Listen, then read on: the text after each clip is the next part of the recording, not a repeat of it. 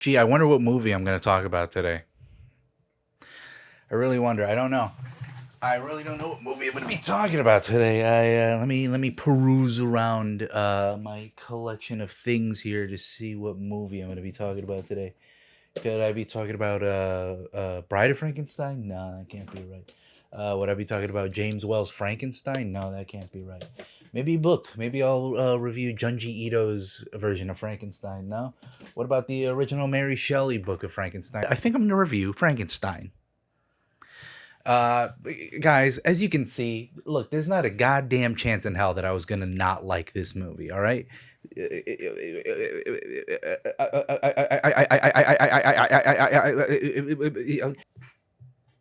Suffice to say, I've been looking forward to this movie probably about as long as Guillermo del Toro has been trying to make it. Okay.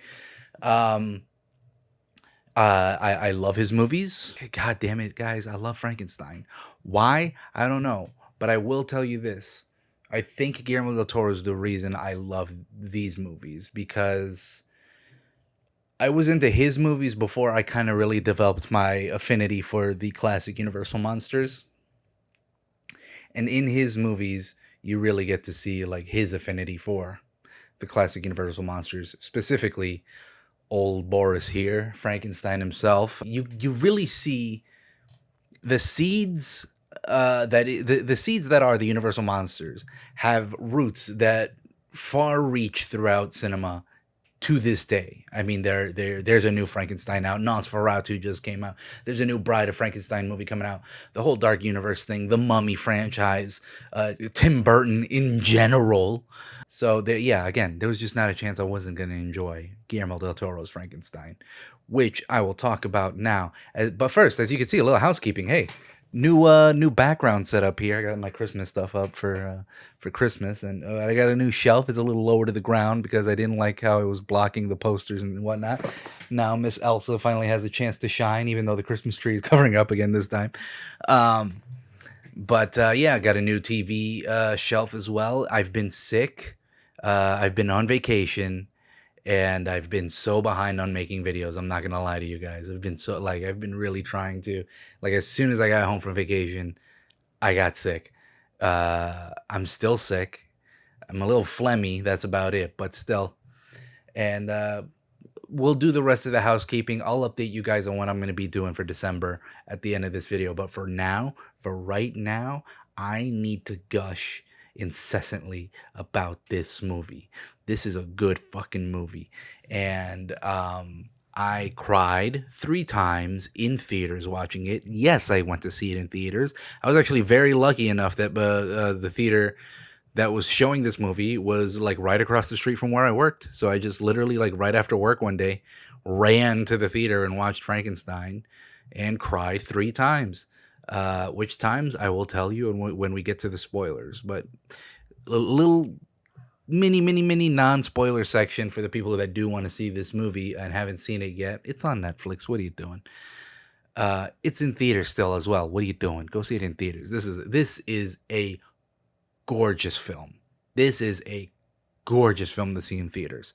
The colors, the cinematography, the costumes, the performances, the music, just all of it really just coalesces together to just the ultimate gothic romance, uh, just tragedy that is Frankenstein's story. So non spoilers. What did I like about the movie? Everything. Performance wise, I was not familiar with your game, Jacob Elordi. I really was not familiar with your game. Good golly, holy shit! All 3 times I cried was because of Jacob Elordi. Also, Oscar Isaac. I knew you had it in you, but good golly as well. What a performance in him as well. Mia Goth. We love it. We love Mia Goth in this household. Okay, you know, you've seen my Pearl and X reactions. You know, I love me some Mia Goth in this household. And Guillermo, can I be in your next movie, please? Please. I don't even care. It doesn't even have to be supernatural, dude. I loved Nightmare Alley. I'm shocked more people don't talk about how good of a movie Nightmare Alley was. Like, It's remaking a very good film in and of itself, and for the remake of a very good film to also be a very good film, people don't talk about Nightmare Alley enough. I really loved that movie. But Guillermo, please put me in your next one. I let me be the guy that gets his nose caved in. There's so many. I feel like does every Guillermo del Toro movie have nose trauma? I like all of them, right? Like fucking Kronos, Ron Perlman's nose gets fucked up, I think. Um, Devil's Backbone, I think, has nose trauma. Obviously, Pan's Labyrinth has the nose trauma scene. I know Nightmare Alley has a guy getting his face fucking punched in. There's a lot of face trauma in his movies, dude. Like that guy's going after the face, and this one, no exception. Um, but yeah, Guillermo del Toro, masterful filmmaker in my opinion. I could listen to that man wax poetic about cinema forever. Him and Scorsese are people who talk about film in a way where like it's that meme where like you know those memes where you see like the Rizzler talking to somebody and you look in the comments and it's like two philosophers in like ancient Rome. But that's like really what it is when I hear Scorsese and Guillermo del Toro talk about movies. It's like two philosophers right there, man. Like just the way they put their words together to talk about this art form is it really gets you like, damn it, man, that's yeah. It gets you hype about movies. Um, so yes, I loved it. It's on Netflix. Go see it. I think there will be Oscar nominations for sure in costume design, in cinematography, perhaps in the more technical aspects, sound editing, um, visual effects. There's no there's CGI in this movie, but I feel like he used as little CGI as he possibly could. Because after watching the movie and you look at the behind the scenes stuff, like so much of this was practical effects. The tower is a practical set. There's sets in this movie. There's sets in this movie. When was the last time you saw a movie with a set? And I'm not talking about like, oh, we're in a room, that's a set. When was the last time you sat down and was like, look at that set? No. It's all in that fucking Mandalorian screen sphere shit nowadays. And this movie is like, I'm gonna build a whole ass boat to shoot this portion of the movie in. I'm gonna build the entire laboratory, actual size. I'm gonna make miniatures. I'm gonna make gigantatures of people. I'm gonna make just everything physically as much as possible because that's craftsmanship, baby. And if there's one thing Guillermo del Toro is all about, it's craftsmanship. It's about handmade things. It's about things people make with their hands and their art form and how they speak through their art form. And it's all in there, in the costumes, in the effects, in the sets, in the look. It's just all there. And I love that. So yeah, definitely some Oscar buzz there. Jacob Elordi's getting the nomination for sure. Probably a directing and a adaptation, so adapted screenplay, maybe. For my money, the best picture race would be between Frankenstein, Sinners, and One Battle After Another. Which I mean, One Battle After Another, not a horror movie. But I could also gush about that movie. I could gush about Sinners. I can't believe I haven't done a video on Sinners yet. I will soon. That might be a Patreon exclusive where I watch Sinners again because I cried during Sinners as well. But let's get into Frankenstein now. Spoilers ahead for the rest of the video. If you want to skip to the end, just go ahead. I'll do a little announcement for what I'm doing for the rest of the year at the end. But for now, okay. So a lot of differences from the book. I haven't read the book in quite some time, and I wanted to reread it before I saw the movie. I just didn't have the time. As you can see my little bookmark there, I started, but I couldn't finish. But there's a lot of differences, and I almost feel like, and I've seen, some people are upset at just how different it is from the book, and people who wanted like a one-to-one adaptation. And I feel like with this story, it's one of those things where like this story in and of itself, Frankenstein or the modern Prometheus, has been itself has its tentacles far reaching everywhere. There are variations, there are uh, uh, different iterations, there are homages, there's just everything. Like everything will have a Frankenstein reference in it somehow, somewhere, at some point. Um, so it's been done to death to do a one-to-one adaptation. There hasn't really been a one-to-one adaptation, and I'm sure that's why people want. I'm sure the BBC has to have done a one-to-one adaptation. BBC does adaptations all the goddamn time that are one-to-one, and they're boring as all goddamn hell.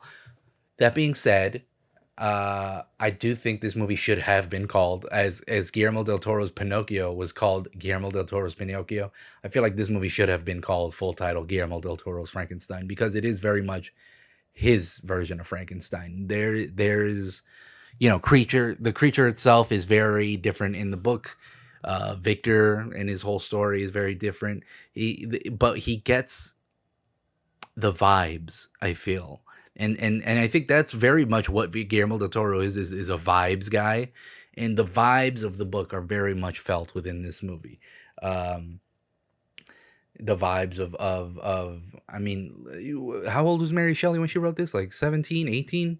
This was a teenager that wrote this book, and I could see this movie affecting a teenage girl, being like, wow, I could see a teenage girl making this movie her whole ass personality. And that's not an insult in the Twilight sense of it. That is a compliment in that, like, he really captured that Mary Shelley quality of it. And the poetic dialogue of it. Because Mary Shelley's dialogue and the way she writes her prose is very uh, I don't want to say flowery, because that sounds like a derogative term, but her dialogue is very just vibrant and poetic and almost Shakespearean. And he does that in this movie in a very good way as well, the writing wise. And so the movie starts on the boat, and I really thought, I was like, okay, this might actually be 100% accurate, but it's not. Right away, because he's missing his leg, and I was like, what? Um, that boat set is incredible. That whole opening sequence, it's a Guillermo del Toro movie, because the fucking creature immediately punches a guy's head off, like fucking Jason. Like, that's how you know it's a Guillermo del Toro movie. Just immediate face trauma, because he just like punches that, and the guy, like, from this up, just that part of his face just like a fucking Pez dispenser is just gone. And I was just in the theater. I was like, oh, okay.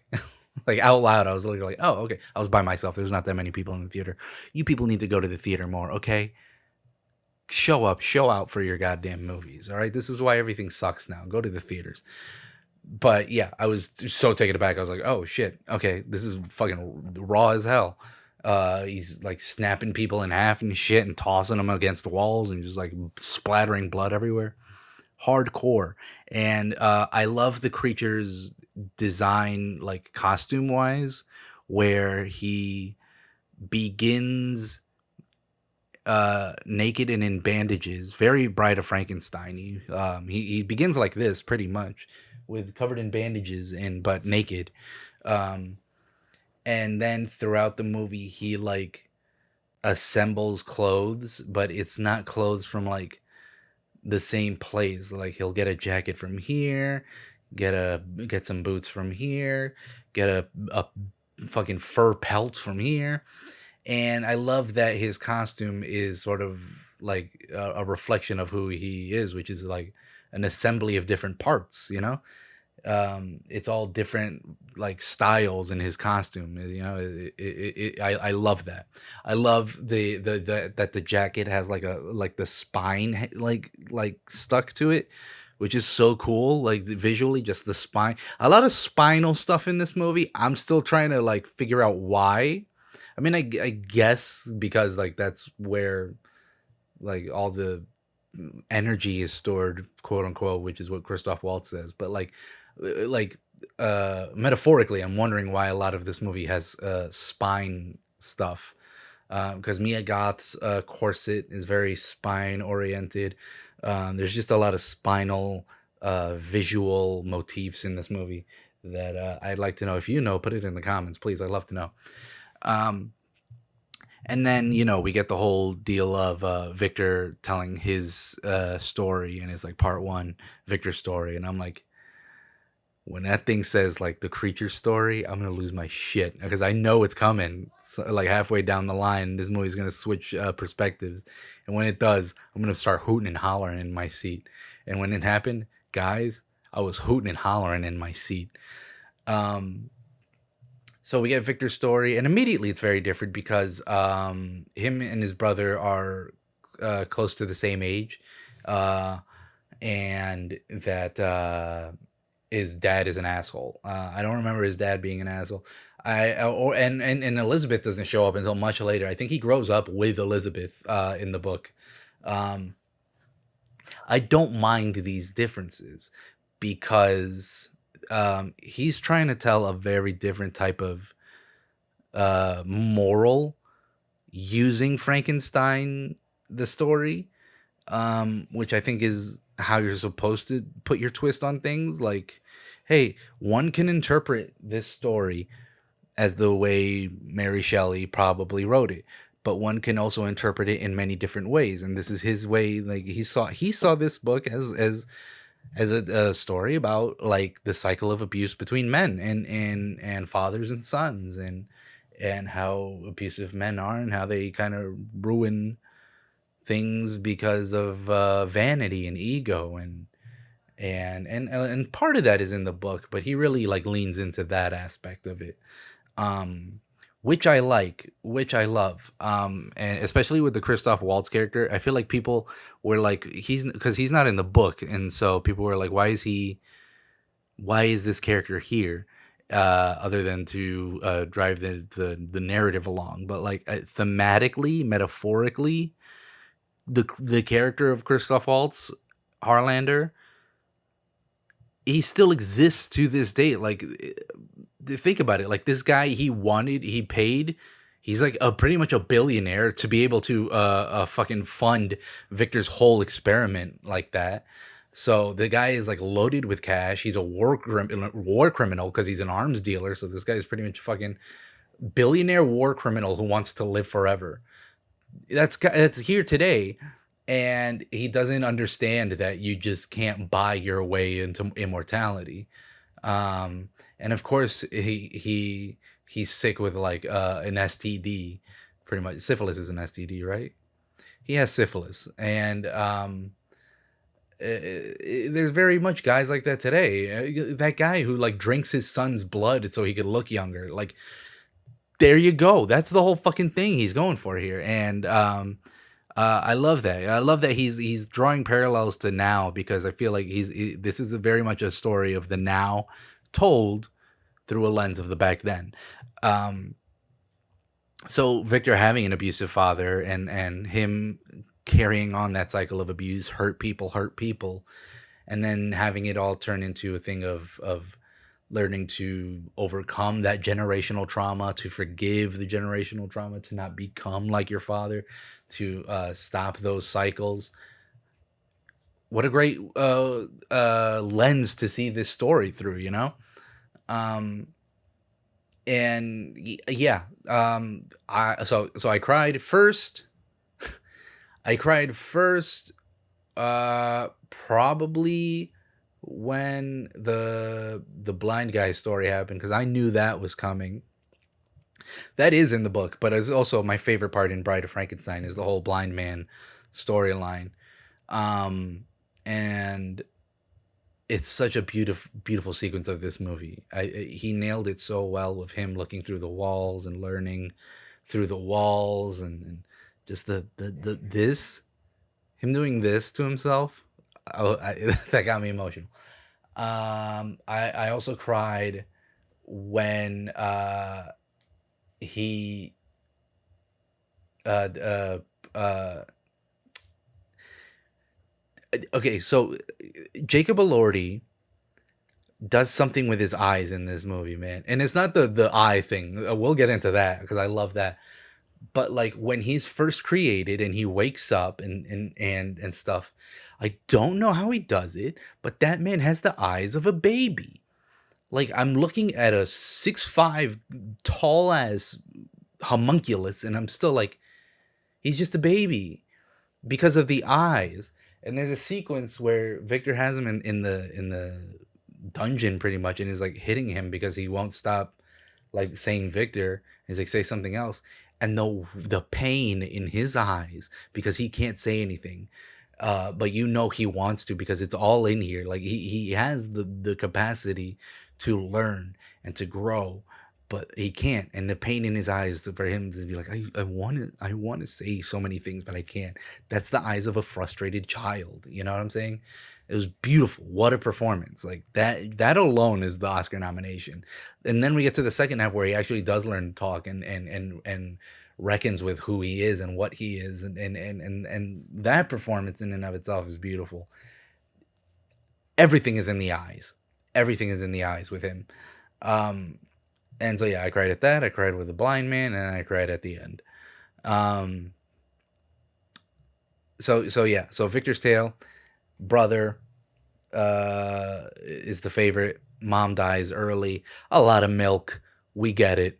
I will say there are my one scruple with this movie is that uh and I don't think Guillermo has ever been a subtle guy.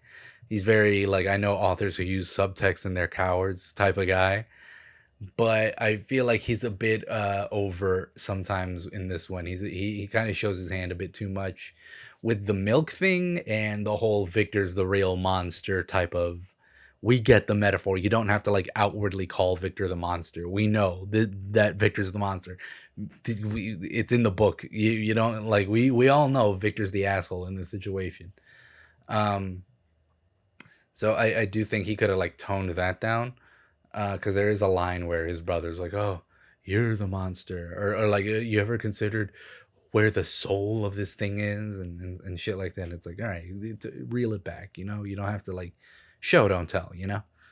Um, but those that's just like that's literally like my one uh criticism about this movie. Um, he grows up. He shows this weird half homunculus creature and that's a practical effect and that is such a cool practical effect. I love that animatronic. It's so gross. It's so slimy.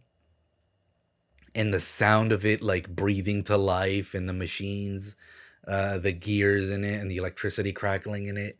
It's so cool. It's so cool seeing that thing. It reminded me a lot of the skeleton that Hellboy has on his back in was that the first or second Hellboy movie?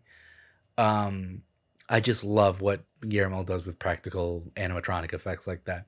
Such a cool effect. Then we meet Christoph Waltz and Mia Goth and his brother and all that. And I love Victor's outfits in this movie. I'm gonna be Victor Frankenstein for Halloween this next Halloween for sure. I'm gonna grow my hair out again and just fucking go for it, man.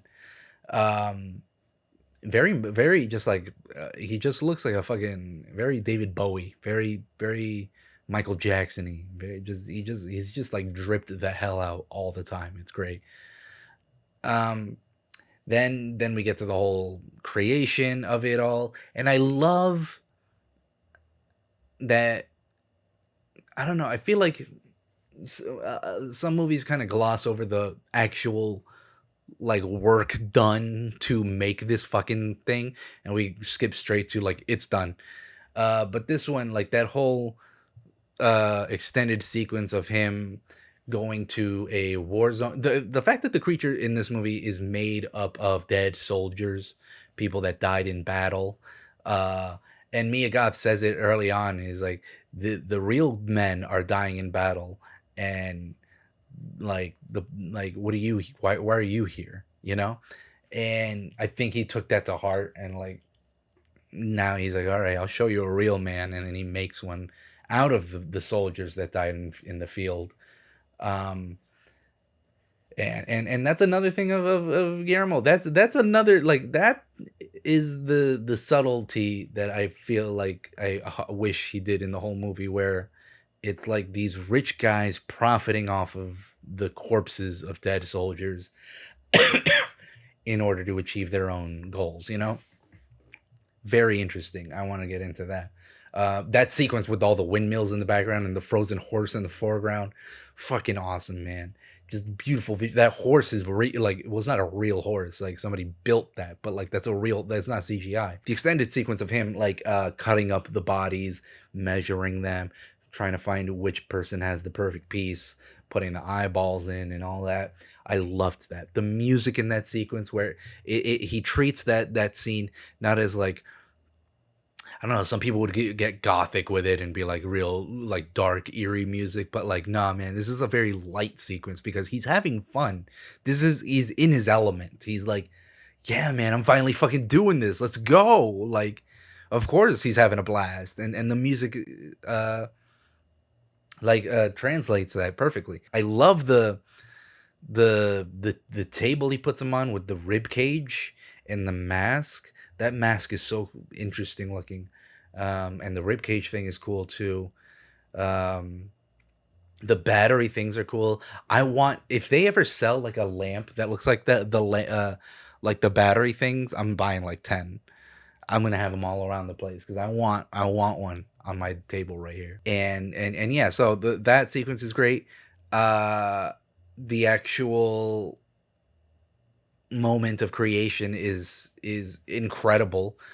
Christoph Waltz gets his shit rocked when he falls off the thing, and just splat, like, just flattens, dude. The dude literally flattens as he hits the ground. It's crazy. I also like how he very much does look like he's made out of different body parts, but it's very clear that Victor in this one wasn't like good enough. He's like, no, I'm gonna find like the best possible like fit for this. It's not like he's mismatched or anything like he is in the De Niro version or this one. There's no bolts or staples. It's just like all very clean cuts. You know, I love that. He looks like a fucking like a stained glass window. Like, he looks like a quilt. You know, he looks like a work of art, and I love that. Um, so that, oh my god, I didn't even get into like the whole archangel thing. I want to get into that because I want to know what that means too. I'm not very well versed in the whole religious aspect of all of it, and Guillermo's very well versed in the whole religious aspect of things. But like that whole archangel thing with the fire and the taking the mask off, and it's like a skeleton. Whoa. So he makes the creature, it wakes up, it's at his bed, and just for a few fleeting moments, man, they're happy together, you know? The sun is light, and they're like, oh, and the sunlight is beautiful.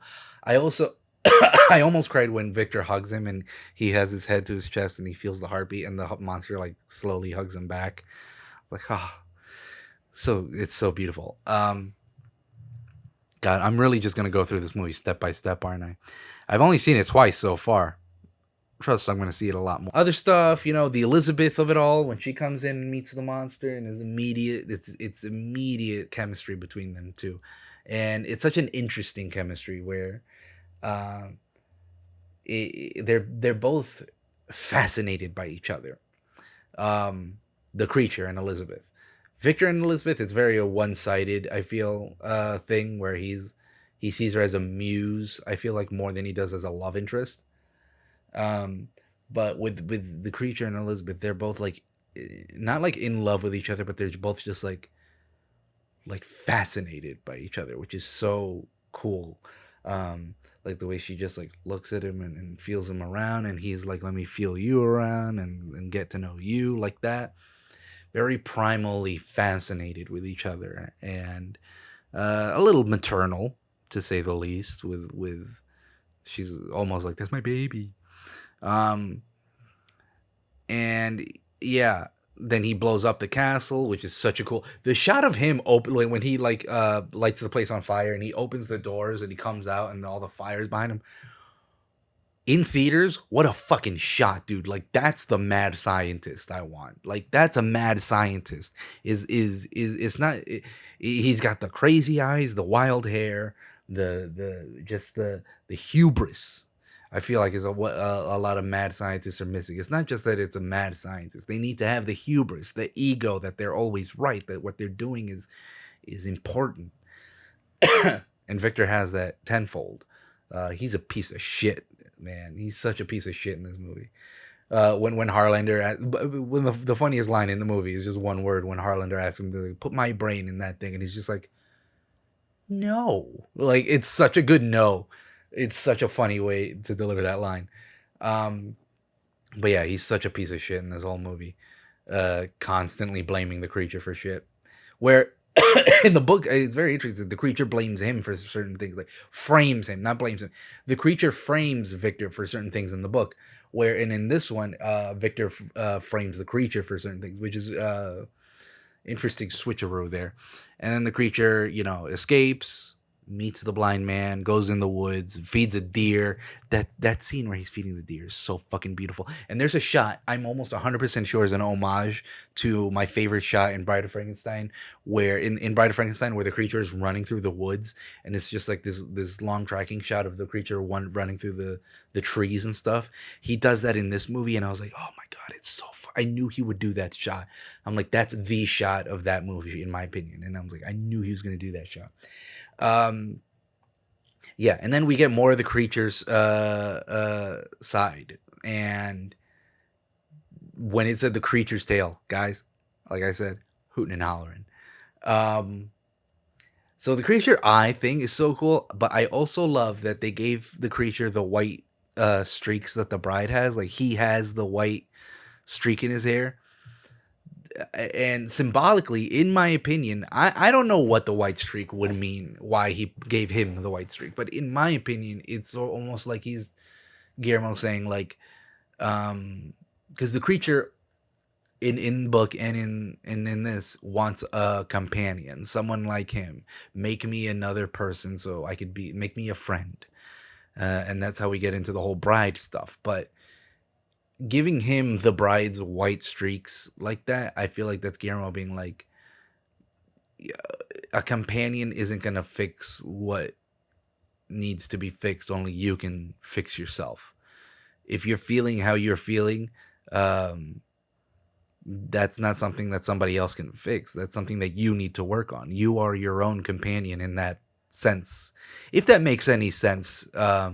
I feel like that's what he was going for, where like the creature is his own companion. Like he's on his own, and he needs to understand that making someone else like him is not gonna really change anything about how he feels. So we get the whole blind man story. A guy gets his jaw ripped off by this fucking creature, which is an insane visual, just him getting his jaw ripped off. I don't remember the creature. This is something I'm fuzzy on. I don't remember the creature having Wolverine healing in the book. I don't think he does. I think he kind of just like is slowly decaying but can't die until he like actually wants to kill himself. But to give him like super healing is interesting. It does add to like the loneliness of this creature, like I've been given life eternal, but I'm also the loneliest person ever, just adds to that tragedy. um so we get that whole blind man storyline, and I want to ask Guillermo too, if because in the blind man's house, the door frame has some faces on the corners, and it looks a lot like Boris Karloff. And I really want to ask Guillermo, I was like, are those faces supposed to be Boris Karloff? Because that's all I could see. He kills a bunch of wolves. Like he snaps one, hugs its hard, it snaps. He rips one's skin off, which is crazy. Just Jesus. I wonder how practical that effect was. But the wolves do kill the blind man, and the villagers do blame the creature for it and chase him out of town, try to kill him. Um, boy, blood, by the way, is so liquidy in this movie. It just comes out of everywhere and it's just like dripping all over the goddamn place. Um, And it's such a good red too. That's a good red color for the blood in this one. So he goes to Victor on the night of Elizabeth's wedding, and he's like, "Make me a companion." And Victor's like, "No." Can you imagine if he did it again? No. Um, Starts to beat his ass. Says the "I will indulge in rage" line, which I love. Elizabeth gets killed. Her wedding dress has the fucking Bride of Frankenstein bandage arms, and the rib cage thing on her wedding dress is awesome. She is very much in like a Bride of Frankenstein look without actually becoming the Bride of Frankenstein. Um, which I like. I mean, we never really get the bride in the book either, and we barely get the bride in the movie in this one. We very barely get the bride in this movie. And we very barely get the bride in like any adaptation. And I was really hoping for a bride in this one, but I could see that's not the story he's going for. So I can see why he wouldn't go through with it. Um, but yeah, he kills Victor, tries to shoot the creature, kills Elizabeth. His brother dies in the scuffle as well. Very unceremoniously, in my opinion. I feel like he should have been more pissed that his brother got. Uh, but I don't think he really liked his brother in the first place. It's a very Jimmy McGill, uh, Chuck McGill situation with Victor and his brother. Um, and then the chase begins between the creature and Victor throughout the north. And I was wondering how long that sequence would be in the movie because it's quite a stretch in the book, if I remember correctly. And that part is I'm not gonna say it's boring, but like I wish they kind of stretched it out because like they imply in the book that they chase each other a very long time, and in the movie it kind of just like cuts to we've been chasing each other a long time. Um, but like you have no. Oh my god, he breaks his nose. I forgot to mention how he just does this and like presses in on his nose and breaks it. Ugh, ugh, ugh. Guillermo and your nose trauma. And then we catch up to the boat scene, and Victor apologizes for all of it, asks for forgiveness, calls him son. That whole dying sequence, I've heard people say it's like schmaltzy and melodramatic, and it's like, man, not to play the Hispanic card, but like you guys are clearly not Hispanic people because that's a death scene to me right there, man. Like that is such a beautiful uh curtain close on Victor. Um the creature, he's like, please say my name one more time. When it meant the world to you. Oh, what a oh my god, that whole monologue he says, and then what recourse do you have but to live? Um and I was upset like he doesn't do the it's alive thing. And I was like, I wanted to hear what that would sound like in this movie. But his version of that is to like, while you are alive, what recourse do you have but to live? And I was like, that's the fucking it's alive of this movie. Like that's it, man. And it's such a beautiful message. And he forgives him and he steps out into the sun and the movie's over. I'm sure I glossed through a lot of things, but that's the movie. It's beautiful. I cried. It's my favorite of the year. I might do a watch along video for the Patreon pals, if you guys will want to see that.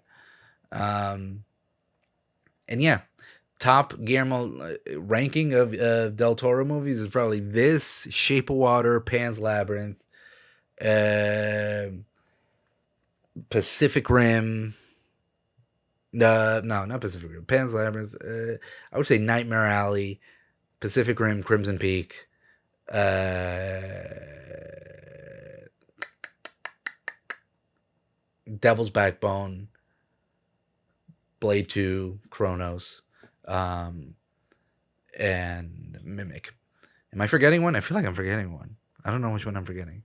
Anyway, I can't wait to see the next one, Mr. GDT. Please let me be in the next one. Let me at least visit the set. I would like to just inhabit a world that you've built, man. That's all I want is to inhabit one of your worlds. Um So yeah, that's my thoughts on Frankenstein. I've rambled long enough about it. So here's a little announcement for what I'm going to be doing for December. I haven't started working on anything, and I'm supposed to have 4 videos done by December. That's not happening realistically because I always bring it up, but like working 2 jobs and doing this, it's a lot. So here's what I'm gonna do.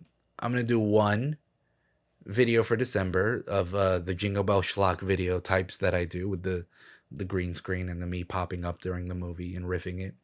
And the movie for that is gonna be Silent Night, Deadly Night 2. Because I need to see where that series of movies go. I need to see where that franchise goes. We need to continue on because the last one was fucking nuts. How is there 4 more of these? You know, I gotta know. And then throughout the December, and that should be out around Christmas time. And then before that, if given the chance and the opportunity, I will post reactions to movies that I missed reacting to this year that I said I would. Not going to do the Terrifier movies after this whole lawsuit fiasco came out and came to light, and I don't know, I left a bad taste in my mouth with that franchise. But I am going to watch Ready or Not since they announced those guys are making the Mummy movie now. And I loved their Scream movies, and I can't wait. I can't wait for that Mummy movie, man. It's another one I'm going to cry watching. But yeah, I also have a plan next year to stop doing the Christmas videos, at least to stop doing Christmas horror movies around December and do something I'm going to call the Nightmares Before Christmas, where, like the year of Jason, every December I will cover like a handful of Freddy movies. Um, but that's just in the early stages of planning right now. For now, thank you to the Patreon pals, Hannah, Nick, Kev, Battlestar Cat, George, Ken, Mateus, and Gabe. Thank you for sticking around in this little absence that I did. I'm going to be working on Patreon exclusive stuff as well. I might react to Sinners as well for the Patreon. I might do this movie. I might do, the horror movies that I saw this year in theaters that I didn't do a video for. And yeah. And next year I'm just going to wing it. I'm not going to announce anything. No schedule or anything, because clearly this never works according to schedule. So I'm just going to just go fly by the seat of my pants, and no thematic months or anything for next year. I'm just going to wing it and pick the movies that I feel like picking. Or I might go down back to the whole randomizer thing that I did in the early years of this channel. It's been 5 years, man. I've been doing this a while. Thank you for subscribing. Thank you for being there. And hey, what recourse do you have but to live? And if you go back to the beginning of this video and go to the end of this video, my voice has gotten incredibly more hoarse. I'm still very sick. I shouldn't have done this video, but I really had to gush about my love for the work of Mary Shelley here. So yeah, see you guys when I see you. Until next time, only monsters play God. And let us be monsters together.